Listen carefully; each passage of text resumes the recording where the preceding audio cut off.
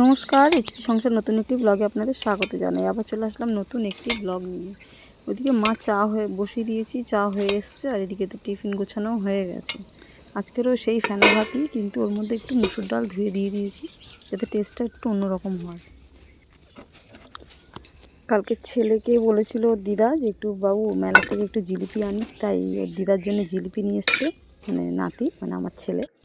তো একটু 2 পিস জিলিপি মাকে দিয়ে দেবো, একটু মুড়ি, শুকনো মুড়ির সাথে আর বিস্কিটের সাথে চা। এটা সকালের ব্রেকফাস্ট মার। আর আমার মা জিলিপি খেতে খুব পছন্দ করে, জানেন তো, আগেকার মানুষ না। দেখতে পাচ্ছ কী আছে?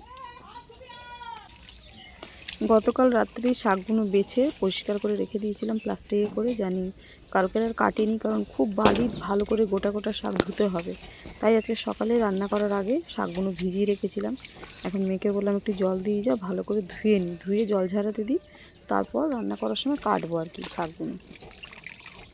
ভিজিয়ে রেখেছিলাম বলেই কিন্তু জলটা পুরো কালো হয়ে গিয়ে, মানে ধুলোগুলো সব বেরিয়ে গেছে, মাটিগুলো, জানেন তো, প্রচুর ধুলো হয়েছে, মানে মাটি বেরিয়েছে। শাক এমনিতে শাক পাতা নোংরা বেশি হয়, একটু ধুয়ে পরিষ্কার করে না খেলে হয় না এগুলো। না, এই যে মাটি দেখছি এখানে ধোয়া যাবে না, আমি কলে গিয়ে বড় গামলায় করে ঢেলে এই ভিজিয়ে ভালো করে ধুয়ে চটকে ধুয়ে নিয়ে আসি।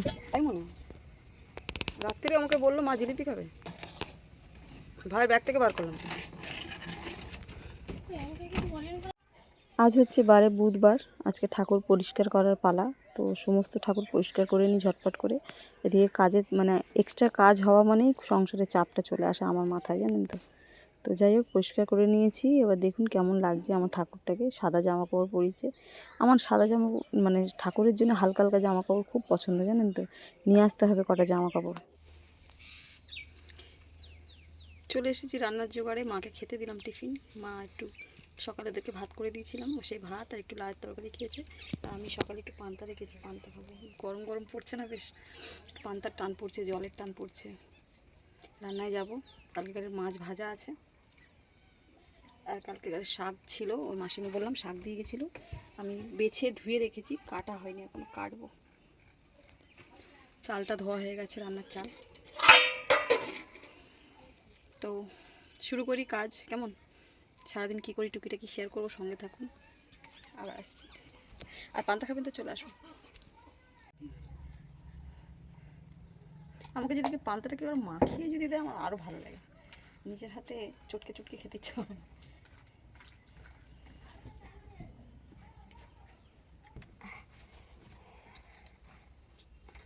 পান্তা চটকে খেতে বেশি বেশি মজা লাগে।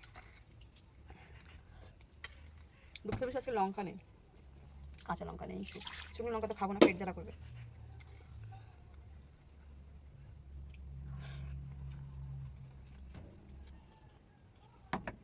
কালকে আগে লাউ তরকারি।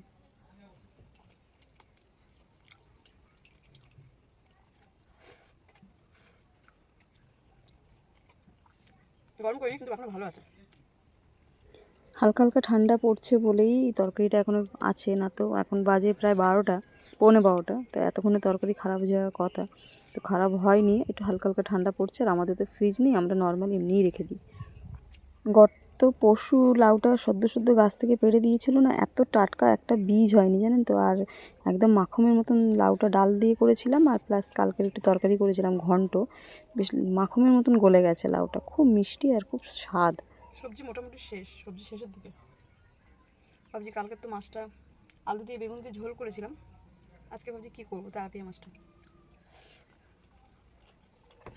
ইদানিং আবার মেয়ে সবজি আনে না, আপনার দাদা কদিন ধরে সবজি বাজার করে দিচ্ছে, বলছে আমি নিয়ে আসবো, যে কটা দিন হবে হবে, আবার বলবে আবার নিয়ে আসবো। তো জানেন তো একটু সবজি মাছের ঝামেলা বেশি, তো সেই কারণে মোটামুটি আজ যা সবজি আছে, বিট আছে, আর কোনো সবজি নেই। কাঁচা টমেটো কটা আছে আর বিট আছে। দাদাকে আপনার বলেছি যে সবজি নিয়ে আসতে আজকে। মার আবার পাটা একটু ব্যথা করছে, কারণ গতকাল বিকেলে, মানে সন্ধ্যের দিকে, মা এই রান্নাঘরে খুব জোর হোঁচট খেয়ে পড়েছে। একটা এমনিতে তো পা কেটেছে, তার আগে একটু আঙুল কেটে গিয়ে অনেকটা রক্ত বেরিয়েছে। তার মধ্যে আবার যেখানে পাটা ফোলা, সেখানে একটু চিড়ে গেছে, আর ওখান থেকে না রস বেরোচ্ছে না জল বেরোচ্ছে, আমি ঠিক বুঝতে পারছি না, জলের মতন কালারটা বেরোচ্ছে, জানেন তো। কী করি আমি কিছু বুঝতে পারছি না। যেই ডাক্তারবাবুকে আমরা দেখাই, ডাক্তার কাকুকে, সেই ডাক্তার কাকু বাইরে গেছেন একটু এমার্জেন্সির জন্যে। তো ওনাকেও আমি দেখাতে পাচ্ছি না বা ওনাকে বলে ওষুধও আনতে পারছি না। বলছি না, প্রচুর সমস্যা হয়ে যাচ্ছে মানে মাকে নিয়ে, বা মানে ডাক্তার বলতে না ঠিকঠাক দেখালে মারও শরীর ঠিক হচ্ছে না। তো ঠিক আছে, ভিডিওটা বেশি বাড়াচ্ছি না, এখানেই শেষ করলাম। ভগবানের উপরে ছাড়ছি, যা হবে দেখা যাবে। তো যদি ভালো লেগে থাকে লাইক কমেন্ট শেয়ার করে সাবস্ক্রাইব করে পাশে থাকবেন, আর যদি না ভালো লাগে স্কিপ করে চলে যাবেন, কেমন? সবাইকেই বলছি একটু সাবধানে থাকবেন, সুস্থ থাকবেন, সবাই ভালো থাকবেন অবশ্যই করে। আবার আসবো নতুন একটি ব্লগ নিয়ে, কেমন? ততক্ষণ টাটা, রাখলাম। আর সবাই একটু ঠাকুরের কাছে বলে যাতে আমার মা একটু সুস্থ হয়ে যায়।